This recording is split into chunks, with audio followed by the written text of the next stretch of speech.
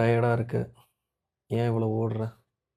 அதான் 9 to 4 ஒரு கம்ஃபர்டபுளான ஜாப் இருக்குல்ல, தேவையில்லாமல் ஓவர் திங்க் பண்ணாத, போதும் விட்டுறலாம்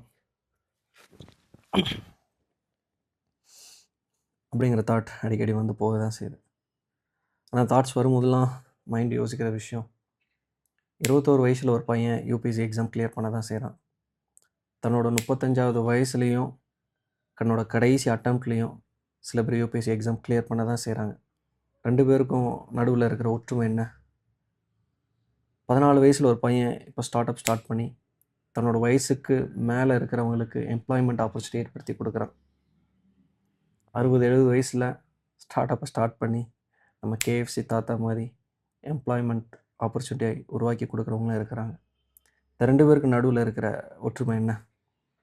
த ட்ரீம், அந்த விஷன், என்னால் பண்ண முடியும் அப்படிங்கிற ஒரு நம்பிக்கை.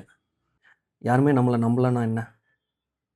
உனக்கு அந்த விஷன் இருக்குல்ல, நாளைக்கு நீ ரெக்ரெட் பண்ணாமல் இருக்கிறதுக்கு இன்றைக்கி நீ எடுக்க போகிற ஆக்ஷன் தான் உனக்கு ஹெல்ப் பண்ண போகுது. Sometimes we need a one step ahead thought. பார்த்துக்கலாம்.